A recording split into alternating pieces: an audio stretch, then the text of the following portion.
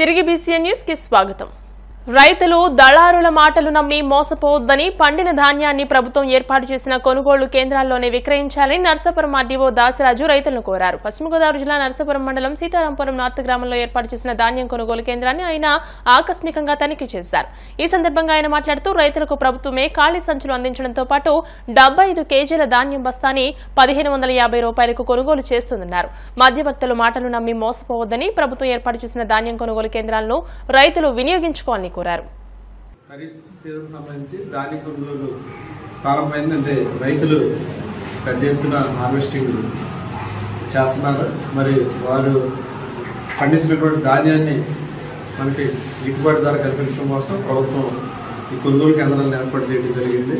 మరి ప్రధానంగా మన యొక్క రైతులు కామన్ వెరైటీ వేస్తూ ఉంటారు. దీని రేట్ వచ్చి మనకి 75 కేజీలకి 1725 రూపాయలు ఇవ్వడం జరుగుతుంది.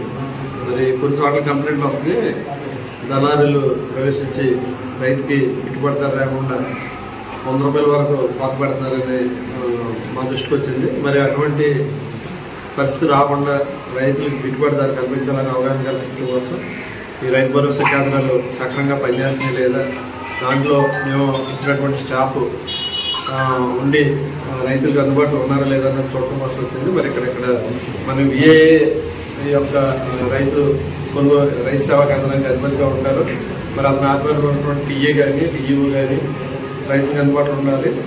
వాళ్ళ రైతులు ఎవరన్నా వారి యొక్క కోతకు వచ్చిందన్నప్పుడు షెడ్యూలింగ్ చేస్తారు. షెడ్యూలింగ్ చేసిన తర్వాత వీళ్ళందరూ వెళ్ళి అక్కడ ఆ యొక్క రైతు యొక్క ధాన్యాన్ని పరిశీలించి కావాల్సినటువంటి ఎన్ని సంచులు కావాలంటే అన్ని సంచులు సప్లై చేస్తారు. సప్లై చేసిన తర్వాత ధాన్యం పట్టిన తర్వాత దానికి ట్రాన్స్పోర్టేషన్ కానీ ఆమోదిస్తుంది. దీన్ని పరిరక్షించి మాయిశ్చర్ కరెక్ట్ ఉందో చూస్తారు. మాయిశ్చర్ కరెక్ట్గా 17% ఉంటే ఫుల్ రేట్ వస్తుంది. లేకపోతే మాయిశ్చర్ ఏమన్నా తేడాలు ఉంటే మాయిశ్చర్లో ఒక 1% ఉంటే 1 కేజీ క్వింటాల్కి 1 కేజీ తగ్గించడం జరుగుతుంది. వ్యవసాయ శాఖ వారు రెవెన్యూ డిపార్ట్మెంట్లో ఎప్పటికప్పుడు కాంపౌండ్ ద్వారా తెలియజేస్తారు. ఒకవేళ తేడా ఉంటే దాని విధంగా రైతులు కూడా ఈ యొక్క వరిని కోతని వాయిదా వేసుకుని అవసరమైన పక్షంలో వాతావరణం బాగా పొడిగా ఉంటే ఏ గొడవ లేదు. ఒకవేళ వాతావరణం కానీ వర్షం వచ్చే సూచనలు ఉంటే కొద్దిగా జాగ్రత్తలు తీసుకుని రైతులు వాయిదా వేసుకుని జాగ్రత్త పడతారని ఆశిస్తుంది. 48 గంటలలోపు పడుతుంది. ప్రజెంట్ అయితే పడుతుంది, వెంటనే పడిపోతుంది. మనకి యాక్చువల్గా పూర్వం 21 రోజులు అది లేదు, ఇప్పుడు వెంటనే పడుతుంది. మ్యాక్సిమం లిమిట్ అది. ఆ రైతు నెక్స్ట్ మిల్ పంపించవచ్చు, ఆ ఇబ్బంది లేదు. 3 సంచులు కూడా ప్రభుత్వం వేస్తుంది. దృష్టి తీసుకోవచ్చు, మేము పంపిస్తాం. రైతుకి ఏ మిల్లు లేదనుకో మేము మా రైతు భరోసా కేంద్రం ద్వారా రైతు సేవా కేంద్రం ద్వారా ఇవ్వడం. మధ్యాహ్న భోజన పథకం కార్మికులకు 2 నెలల నుండి బిల్లులు, వేతనాలు పెండింగ్ లో ఉన్నాయని వాటిని వెంటనే చెల్లించాలని కోరుతూ కాకినాడ కలెక్టరేట్ వద్ద సిఐటియు ఆధ్వర్యంలో ధర్నా చేపట్టారు. ఈ సందర్భంగా మధ్యాహ్న భోజన పథకం కార్మికుల సంఘం జిల్లా ప్రధాన కార్యదర్శి నర్ల ఈశ్వరి, సిఐటియు జిల్లా సహాయ కార్యదర్శి చంద్రమల పద్మలు మాట్లాడుతూ తక్షణమే మధ్యాహ్న భోజన పథకం కార్మికులకు పెండింగ్ లో ఉన్న బిల్లులు, వేతనాలు చెల్లించాలని, కంజెంటెడ్ వర్కర్లకు పెండింగ్ లో ఉన్న 6 నెలల జీతాలు చెల్లించాలని డిమాండ్ చేశారు. అనంతరం కలెక్టరేట్ కి వినతి పత్రాన్ని అందజేశారు. నా పేరు నర్ల ఈశ్వరి అండి. మిడ్ డే మీల్ సంఘానికి జిల్లా కార్యదర్శిని. ఈరోజు ఈ కాకినాడ జిల్లాలో ధర్నా పెట్టడానికి కారణం మిడ్ డే మీల్ వర్కర్లకి జీతాలు లేవు. 3 నెలల నుంచి పెండింగ్లో బిల్లులు కానీ జీతాలు కానీ లేవు. వాళ్ళకి ఏంటంటే రాజకీయ వేధింపులు ఎక్కువైపోయినాయి. ఆ రాజకీయ వేధింపులు ఆపాలని, అలాగే మిడ్ డే మీల్ వర్కర్లకి యూనిఫామ్ లేదు. ఎన్ని సంవత్సరాల నుంచి పోరాడిన వాళ్ళకంటూ ఒక గుర్తింపు లేదు. యూనిఫామ్ ఇవ్వాలి, 2 చేతులు గుర్తింపు కార్డులు ఇవ్వాలి, ప్రభుత్వమే గ్యాస్ సరఫరా చేయాలని, అలాగే వాళ్ళ మీద ఈ వేధింపులకి తొలగించిన వాళ్ళని విధుల్లోకి తీసుకోవాలని, అలాగే ఏదైతే ప్రమాదం జరిగిందంటే అండి వాళ్ళకి ఏమీ ఫస్ట్ ఎయిడ్ కిట్లు కానీ ఏమీ లేవు. ప్రభుత్వం అసలు ₹1 వాళ్ళకి ఏ విధంగా కూడా ఇవ్వట్లేదు. వాళ్ళకి రిటైర్మెంట్ బెనిఫిట్స్ కూడా ఏమీ లేవు. వయసు ఉన్నంత వరకు వయసులో నుంచి ఇందులో చేశారు. రిటైర్మెంట్ అయిపోతే పక్కపోవడం తప్ప ఎంతో మంది పొయ్యిల కాడ ఉండి షుగర్లు వచ్చి, బీపీలు వచ్చి అనారోగ్యాలు పాలైపోయి ఉన్నారు. కానీ ఏ ప్రభుత్వం వచ్చినా కూడా వాళ్ళని గుర్తించట్లేదు. ఈ కూటమి ప్రభుత్వం వచ్చిన కాడి నుంచి కూడా వేధింపులు ఎక్కువైపోయి ముఖ్యంగా ఎక్కడికక్కడ తొలగించేసి జీతాలు వేయకపోగా, పెండింగ్లు వేయకపోగా ఇప్పుడు అన్నిటికీ కూరగాయల రేట్లు అన్ని రేట్లు పెంచుతున్నారు, ప్రతిదానికి రేట్లు పెంచారు. మరి వీళ్ళకి ఎందుకు జీతాలు పెంచరు? రేట్లకు అనుగుణంగా వీళ్ళకి జీతాలు ఇవ్వాలి కదా. జీతాలు ఇవ్వకుండా వీళ్ళు పొట్ట ఎలా పోసుకుంటారండి? అందరూ కూడా అంతగా ఆ పొట్ట ఆడితేనే కానీ డొక్కాడుతూనే కానీ రెక్కాడిన వాళ్ళు ఉన్నారు. వీళ్ళందరూ కూడా ఆయన చేత వీళ్ళు పొట్ట పోసుకోవడానికి కూడా జీతాలు పెంచాలి, పెండింగ్లో ఉన్న బిల్లులు వెంటనే వేయాలి, గ్యాస్ ప్రభుత్వం ఇవ్వాలి. నెల్లూరులో ఏపీఎస్ఆర్టీసీ నూతన బస్సులు ప్రవేశపెట్టింది. వీటిని regional board chairman Sannapureddy Suresh Reddy అధికారులతో కలిసి ప్రారంభించారు. ఈ సందర్భంగా ఆయన మీడియాతో మాట్లాడుతూ ప్రయాణికుల సౌకర్యార్థం మరిన్ని సేవలను అందుబాటులోకి తీసుకొస్తామని చెప్పారు.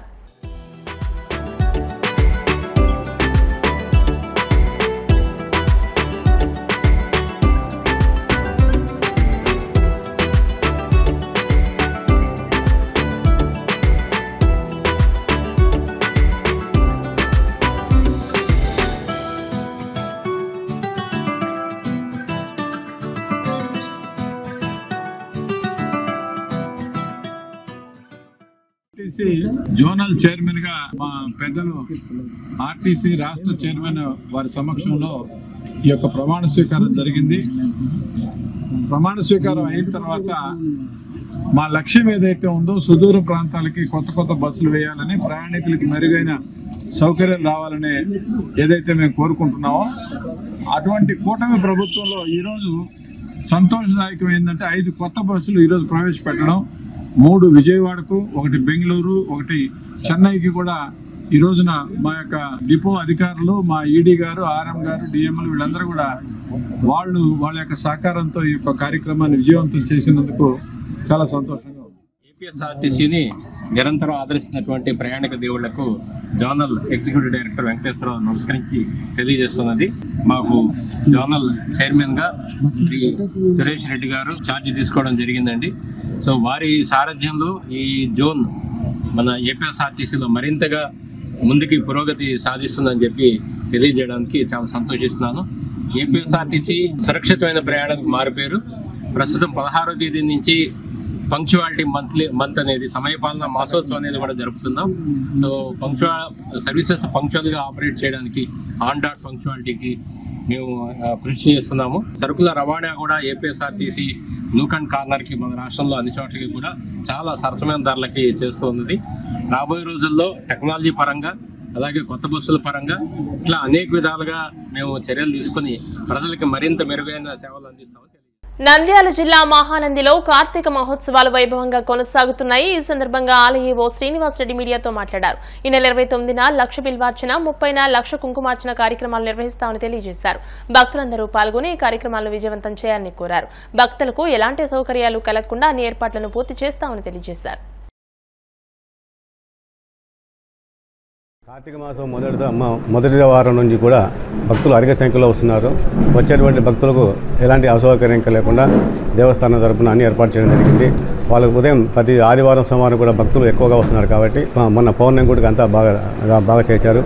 మా సిబ్బంది కానీ, మా అర్చక స్వాములు కానీ, వేద పండితుల వారు కానీ లైటింగ్ 10 సంవత్సరం మాదిరిగా కాకుండా ఈ సంవత్సరం కొత్తగా లైటింగ్ కూడా దేవాలయానికి ఏర్పాటు చేయడం జరిగింది. అలాగే కొత్తగా గంగా హారతులు కూడా ప్రతి సోమవారం ఇస్తున్నాము. రేపు 29వ తారీఖు నాడు లక్ష బిల్వార్చన ఉంటుంది.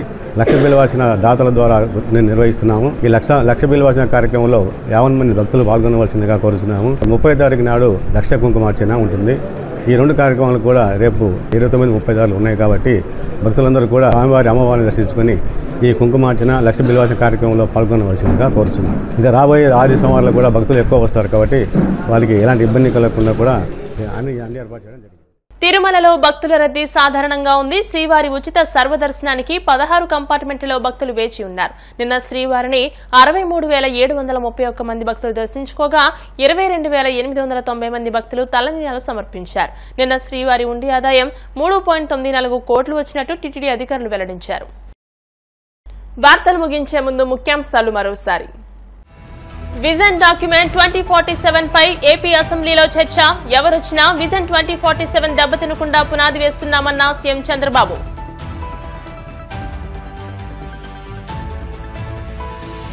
రెండు పత్రికలు 10 ఛానళ్లలో ప్రతిరోజు జగన్ పై విషం చిమ్ముతున్నారు. తీవ్ర స్థాయిలో ధ్వజమెత్తిన మాజీ మంత్రి పేర్ని నాని.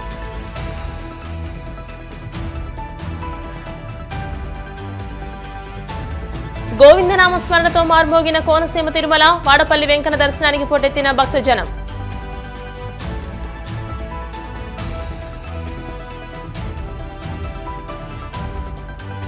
తిరుమలలో సాధారణంగా భక్తుల రద్దీ. నిన్న శ్రీవారి హుండీ ఆదాయం 3.94 కోట్లు వచ్చినట్టు వెల్లడించిన టీటీడీ. ఈ వార్తలు ఇంతటితో సమాప్తం. మరిన్ని వార్తల కోసం BCN digital YouTube channel, Facebook page ని ఫాలో అవ్వండి. అప్డేటెడ్ వార్తల కోసం ప్లీజ్ సబ్స్క్రైబ్.